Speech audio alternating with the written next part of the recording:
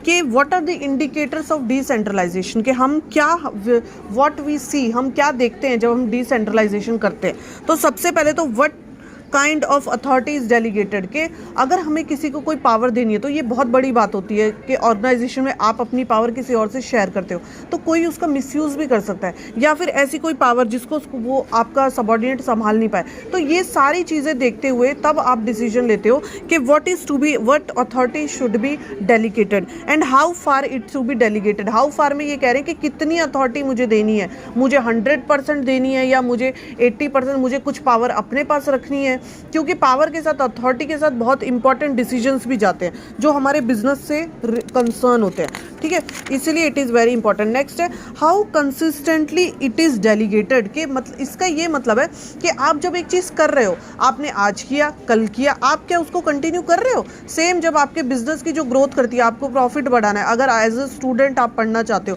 तो आप एग्जाम के लिए अगर आप प्रिपेयर करो, आज पढ़ा कल पढ़ा, क्या डेली आपने कंसिस्टेंटली वो काम किया? तो सेम वो चीज़ यहाँ पे ये कह रहे हैं कि how consistently it is delegated, कि कितने रेगुलर बेसिस पे आप डेलीगेट करते जा रहे हो, तो रिजल्ट आपका तभी दिखाई देगा। ठीक है, एक बार कर दिया, बस 2 बार कर दिया, फिर उससे नहीं पता चलेगा। मेन जो आपका जो लास्ट में रिजल्ट निकल के आएगा वो दिखेगा जब आप एक रेगुलर बेसिस पे अपने एम्प्लॉयज़ को चांसेस देते हो। ठीक है, नेक्स्ट आता है हमारा factors affecting the degree of decentralisation. तो फैक्टर्स इफेक्टिंग सबसे पहले है कि साइज ऑफ द ऑर्गेनाइजेशन। अभी देखो, बहुत बड़ी ऑर्गेनाइजेशन अगर है तो वहाँ पे सब कुछ सेंट्रलाइज करके तो ऑब्वियस ही बात है नहीं बैठ सकते, अपने पास लेके नहीं बैठ सकते, फिर तो आप कुछ काम ही नहीं कर पाओगे। तो ऐसी बड़ी बड़ी ऑर्गेनाइजेशन में तो डिसेंट्रलाइजेशन करना ही पड़ेगा। ठीक है, नेक्स्ट आ जाता है हमारा मैनेजरल आउटलुक, मतलब मैनेजर कैसा है। अगर एक मैनेजर का आउटलुक ये है कि मुझे अपने एम्प्लॉयज़ को चांस देना चाहिए तो वो डिसेंट्रलाइजेशन को अच्छा समझता है। अगर एक मैनेजर का आउटलुक ये है कि अरे मैंने तो इनको पावर दे दी, अथॉरिटी दे दी, तो मेरी पावर कम हो जाएगी, मुझे कोई नहीं पूछेगा ऑर्गेनाइजेशन में, तो ऐसे वाली जो थिंकिंग वाले मैनेजर होते हैं वो कभी भी डिसेंट्रलाइजेशन को मोटिवेट नहीं करते। History of the organisation, history में ये कह रहे हैं कि कुछ कुछ जो कंपनियां होती हैं वो जैसे पहले काम करती थी कि हमारा तो कल्चर ही ये था, हम तो पहले से इसी तरीके से काम करते आए हैं तो हम ऐसे ही करेंगे। ठीक है, तो उनका वो एक तरीके से उनका बिजनेस का वो पैटर्न होता है, उनका स्टाइल होता है, तो वो उसको उसके अकॉर्डिंगली करते हैं। नेक्स्ट है availability of the competent subordinates. अभी देखो, डिसेंट्रलाइजेशन आपको करना है तो क्योंकि डेलीगेशन हो रहा है यहाँ पे, अथॉरिटी का हो रहा है, तो इट इज़ वेरी इंपॉर्टेंट। तो आपको ये भी देखना पड़ेगा कि आपके सबॉर्डिनेट्स हैं उनमें कैपेबिलिटी है या नहीं है कंपटीशन को फेस करने के लिए, या कॉन्फिडेंस है या नहीं है, वो ये काम संभाल पाएंगे नहीं संभाल पाएंगे, तो इस चीज़ को भी देखते हैं। नेक्स्ट आता है कंट्रोल टेक्निक। कंट्रोल टेक्निक में ये कह रहे हैं कि जब डिसेंट्रलाइजेशन आप करते हो तो कंट्रोलिंग की जो टेक्निक होनी चाहिए कि किस लेवल पे आप डिसेंट्रलाइज कर रहे हो, फिर कुछ लिमिट तक आपका भी कंट्रोल होना चाहिए कि जिसको अगर आपने किसी को अथॉरिटी दी है तो उसका मिसयूज़ ना करे, या तो आपके पास कोई नॉलेज ही नहीं है काम कैसे हो रहा है। तो कंट्रोलिंग की टेक्निक होती है जो ऑर्गेनाइजेशन में, जिससे कि जब आप डिसेंट्रलाइजेशन करते हो तो वो ईजी हो जाता है। रिस्कीनेस ऑफ डिसीजंस, तो देखो हमेशा हर बिजनेस में कोई भी जो डिसीजन होता है 100% हमेशा हमें ये नहीं है कि हम जो डिसीजन ले रहे हैं वो 100% मेरे फेवर में आएगा या मुझे उसके बारे में पता ही है। तो एवरीथिंग डिपेंड्स ऑन रिसर्च, हम कैसे रिसर्च करते हैं, हमारे कस्टमर कैसे हैं, हमारे एम्प्लॉयज़ कैसे हैं, डिमांड कैसी है, सप्लाई कैसी है।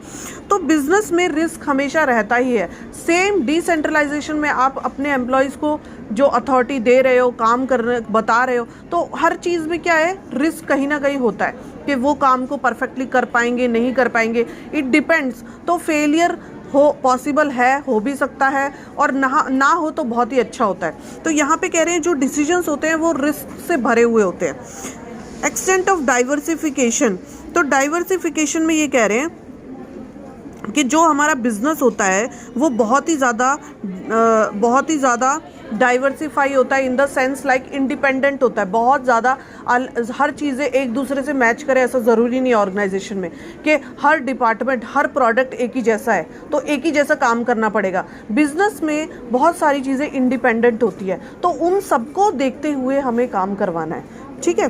गवर्नमेंट इंटरफेरेंस देखो 100% होगा, कोई भी बिजनेस है, क्योंकि गवर्नमेंट का ये काम होता है देखना कि जो बिजनेस पर्सन है वो कोई भी इलीगल काम नहीं करे, वो एम्प्लॉयज़ के साथ किसी के साथ कोई दुर्व्यवहार ना करे, क्योंकि अभी तो सबके जो वर्कर्स होते हैं सबके राइट्स होते हैं अपने अपने, चाइल्ड लेबर वगैरह के, चाइल्ड अब बच्चों को नहीं जॉब पे काम पे लगा सकते, तो ये सारे रूल ये फॉलो कर रहे हैं नहीं कर रहे हैं, ठीक है। प्लस दूसरा होता है टैक्स पे कर रहे हैं नहीं कर रहे हैं, अपने मेंटेन रिकॉर्ड कर रहे हैं नहीं कर रहे हैं, तो गवर्नमेंट का जो इंटरफेरेंस है वो बरकरार रहता है यहाँ पे। तो यहाँ पे डिसेंट्रलाइजेशन है वो रिड्यूस हो जाती है, ठीक है। तो गवर्नमेंट पॉलिसीज़ के अकॉर्डिंगली, जैसे सेंट्रल गवर्नमेंट जो बोलती है उसके अकॉर्डिंगली अगर डिसेंट्रलाइजेशन है वो कम हो जाती। क्यों हो जाती है? क्योंकि अब गवर्नमेंट हर चीज़ में इंटरफेयर करेगी तो कहीं ना कहीं जो पर्सन होते हैं जो काम करते हैं वो सोचते हैं कि अथॉरिटी मेरे पास ही रहे, मुझे ही डील करना है, ठीक है। तो ये नेक्स्ट डायनेमिक एनवायरनमेंट ये कह रहे हैं कि जो हमारी डिमांड होती है मार्केट में वो हमेशा चेंज होती रहती है। कस्टमर जो होता है हमेशा चेंज होता रहता है, कभी कस्टमर को कुछ चाहिए, कभी कस्टमर को कुछ चाहिए, कभी मार्केट में कोई चीज़ पसंद की जाती है, कभी कोई चीज़ पसंद की जाती है।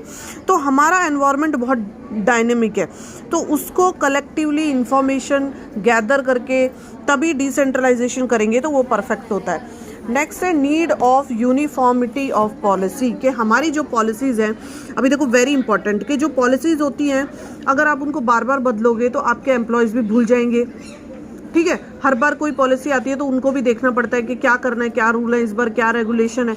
तो पॉलिसीज़ अगर यूनिफॉर्म बेसिस पे चलती रहेंगी तो ये ऑर्गेनाइजेशन के लिए भी अच्छा होता है, ठीक है। नेक्स्ट आता है हमारे प्रिंसिपल्स ऑफ डिसेंट्रलाइजेशन। तो सबसे पहला प्रिंसिपल है कि गुड डेलीगेशन। जब आप अच्छे से डेलीगेशन ऑफ अथॉरिटी करोगे तो अपने आप आपका जो डिसेंट्रलाइजेशन का प्रोसेस है वो कंप्लीट अच्छे से होगा।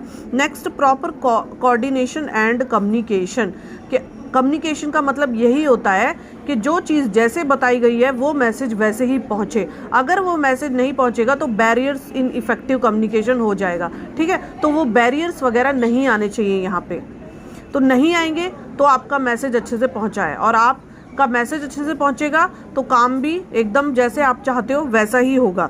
तो नेक्स्ट कोऑर्डिनेशन में अगेन ये कह रहे हैं, कोऑर्डिनेशन मीन्स कि सब जब मिलजुल के काम करते हैं, कोई किसी को डीमोटिवेट नहीं करता, कोई किसी के काम को ख़राब नहीं कराना चाहता, तो सब मिलके काम करेंगे ऑर्गेनाइजेशन में, तभी डिसेंट्रलाइजेशन पॉसिबल है, ठीक है। नेक्स्ट आता है एडिक्वेट कंट्रोल। कंट्रोल का होना तो बहुत ज़रूरी है, क्योंकि जो अथॉरिटी है, जो काम है वो हर डिसेंट्रलाइज कर दिया गया, बांट दिया गया, तो अगर कंट्रोल नहीं होगा तो फिर ऑर्गेनाइजेशन में क्या होंगी, कोऑर्डिनेशन ही नहीं हो पाएंगी, ठीक है।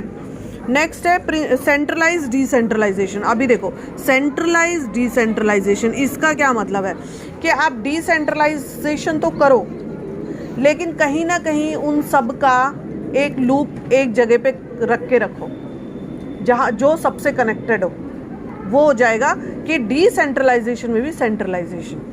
अभी कैसे हो सकता है, जैसे कि सारा काम आपने बांटा हुआ है ABCD डिपार्टमेंट को, लेकिन आपने एक Z डिपार्टमेंट बनाया हुआ है जहाँ पे बाकी सारे डिपार्टमेंट्स रिपोर्ट करेंगे, तो वो हमारा हो जाएगा, ठीक है, डिसेंट्रलाइजेशन में centralisation. Principle of proper motivation. Motivation के बिना तो देखो कुछ हो ही नहीं सकता। अगर आप अपने एम्प्लॉयज़ को काम दे रहे हो और फिर उन्हें डीमोटिवेट करोगे, तुमसे तो ये होगा ही नहीं, तुम तो ये कर पाओगे ही नहीं, तुम तो हमेशा गलती कर रहे हो, अरे ऐसे नहीं करना वैसे नहीं करना, तो इस तरीके से क्या होता है, एम्प्लॉयज़ डीमोटिवेट होते हैं। तो मोटिवेशन आप करते हो तो काम अच्छे से होगा। And last one minimum interference, जो सेम मैंने ऑलरेडी एक बार पहले भी डिस्कस कर चुका है कि जो मैनेजर्स होते हैं उनको अगर वो अपने एम्प्लॉयज़ को कोई काम दे रहे हैं तो उनको कॉन्फिडेंस होना बहुत ज़रूरी है अपने एम्प्लॉयज़ पे। अगर वो बार बार जाके उनके काम के बीच में उनको टोकेंगे तो एम्प्लॉयज़ का जो कॉन्फिडेंस है वो कम हो जाता है और वो खुद की डिसीजन नहीं ले सकता, वो हर चीज़ के लिए मैनेजमेंट के पास, मैनेजर के पास बार बार जाएगा पूछने के लिए। तो ये टॉपिक यहाँ पे ख़त्म है।